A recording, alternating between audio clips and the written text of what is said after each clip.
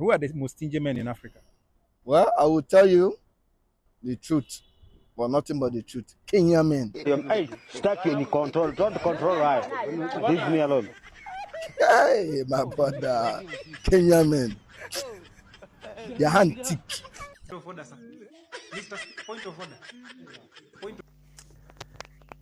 You know, sometimes there are some allegations which people can put onto you, and the moment you try to defend yourself, you realize that whatever they are saying is actually the truth. So instead of defending yourself, you decide to clarify yourself. So on this statement of saying that the Kenyan men are stingy is a misinterpretation, you know, because it's not like this is how we were.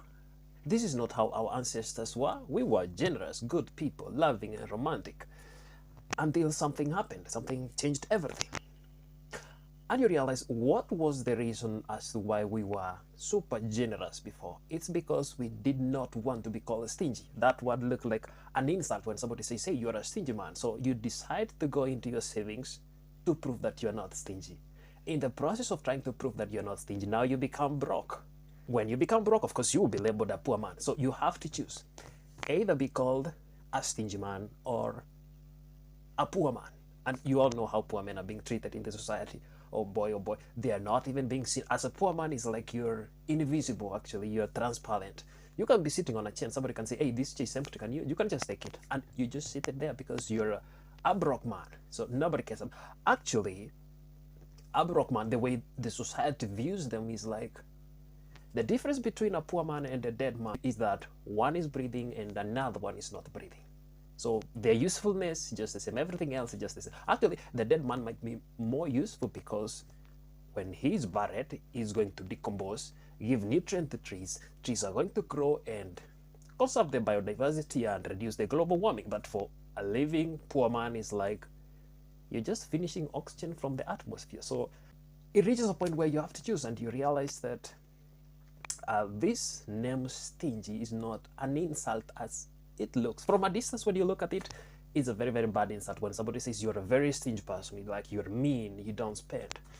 But when you zoom it out, you realize it's a compliment when somebody says you're stingy. It's a polite way of saying that you are financially literate, you're a good decision maker when it comes to finances. On the other side, when people say you're generous, you're a good giver, a good man, every lady in the whole village says, you know what, that man, he gives money, he's a good one, he's a real man. That's a polite way of saying, you know what, your pathway to your destruction is very clear. Your head is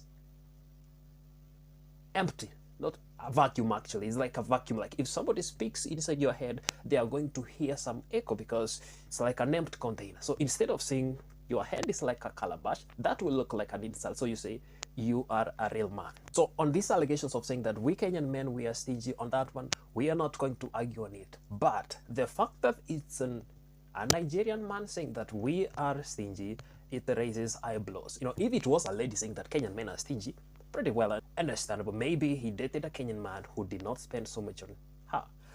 But as a Nigerian man, what's your business of knowing which country has the generous men and stingy men? Because as a Kenyan man, why should I be interested which country has the men who spend on ladies? Why should I care whether men in Madagascar are stingy or not?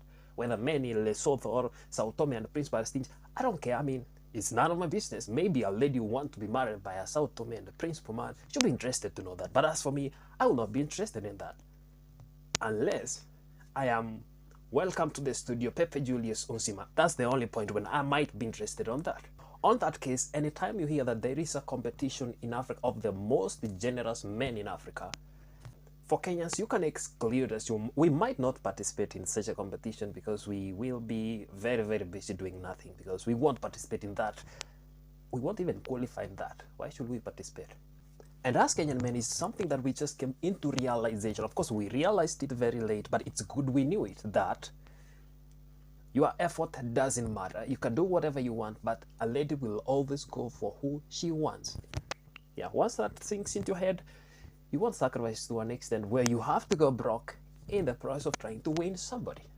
And we have accepted that if your girlfriend leaves you for a Nigerian man, you should not complain. You keep quiet because you know definitely that you won't do it actually, as a Kenyan man, when you send money, when you spend money on a lady, it's like you feel some chest pains. You might need some painkillers after that, or some antidepressant, because it's a painful procedure to go to your bank account and I don't know the amount, the pin, put the account number of whoever you're sending to. It's a very horrendous activity which you might even collapse.